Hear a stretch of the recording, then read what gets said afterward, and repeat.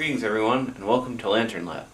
Today we're going to talk about how to light your white gas Coleman appliance. Here we've got a Coleman 335. This is a Canadian model. A lot of you Americans may not have seen. The first thing we'll do in any case where we're going to light a lantern is just to take a look at it. We want to make sure there's no stress cracks. We don't want to see any leaks coming out of the bottom. We want to see that the mantle is intact, doesn't have any cracks or holes or splits. Everything looks good. Now, make sure that the fuel cap's on tight, and we're going to pressurize the lantern.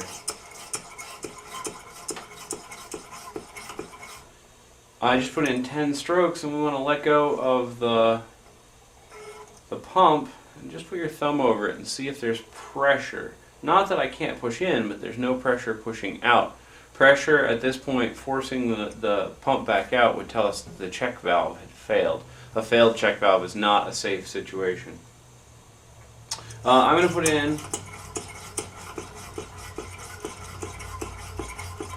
in about 25 pumps. That's good to get us lit. That's not going to be enough to run the lantern, not at full brightness anyway, but that'll get us started. Now I'm going to crack the valve and I'm going to listen, and the lantern will spit. So what's going to happen normally is you'll get this just flow of air, and then it's going to make a different noise. When it makes a different noise, I'm going to turn off the valve. This 335 in particular tends to take a long time before it starts to spit. If yours never spits, we probably have a problem with the fuel air tube inside the tank. Well, let's give it a shot.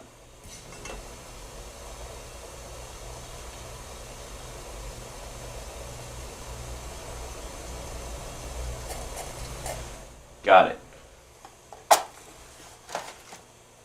Keep the match lit, drawn good. Under the mantle, crack the valve, and away we go. Sometimes you need to flip the cleaning rod when we're doing this. Now once you're burning, sometimes you get a little too much. If you get any flame up here, turn the knob off and wait a second.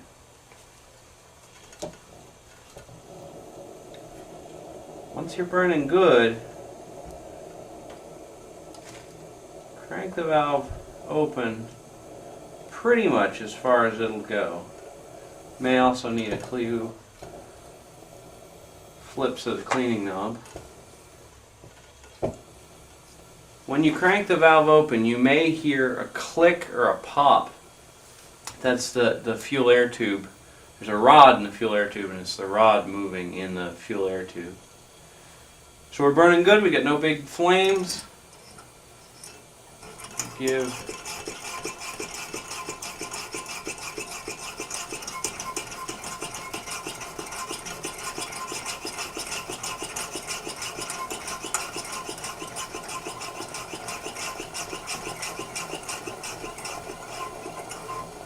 a bunch more pressure. You can hear that the lantern makes a lot more noise. I usually pump until I feel a significant pressure against the pump. Some lanterns will pulse if there's too much pressure. Some lanterns will pulse if there's not enough pressure. Some lanterns want to be lit with very little pressure. My 335 here isn't real discerning. I did 25 pumps today. I could do a lot more.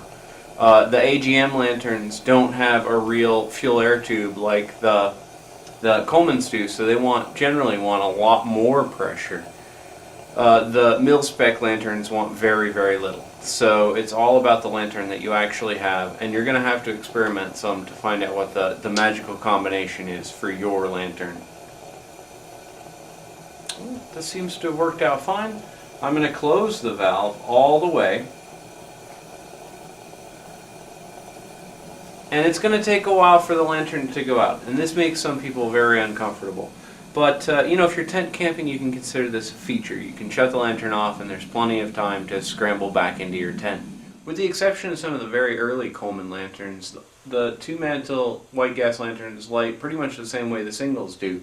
We put in the pressure, crack open the valve, listen for the noise, then apply the match, and off you go. So I have already put the requisite 25 pumps into my 220F here. Let's crack the valve and see what happens.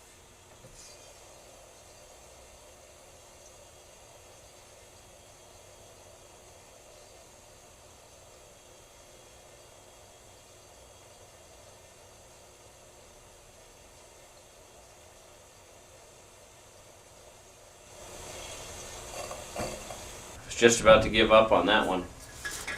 Because we had to wait so long, I'm going to put in maybe 10 more pumps.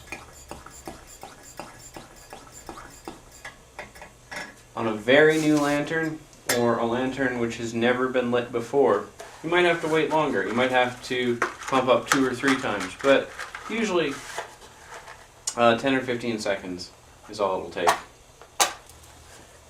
Match.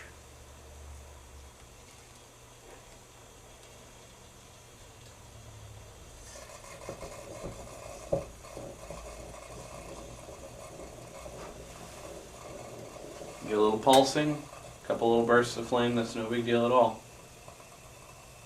Wait for it. And it changed, right? It got burning better. Now we crank the valve.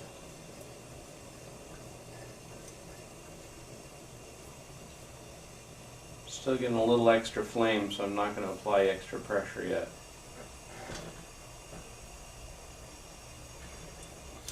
Dose of the cleaning valve. There we go. It's cold out here, so it takes a long time sometimes. There we go, we're going good now.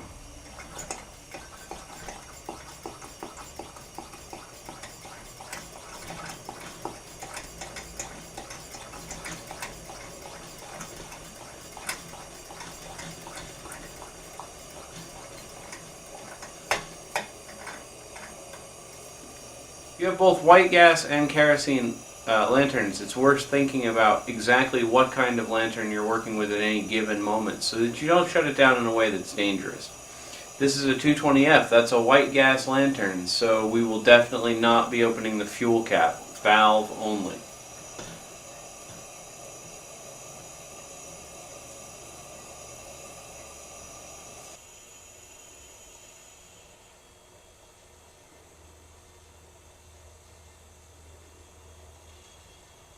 This is Kurt for Lantern Lab. Thanks for watching.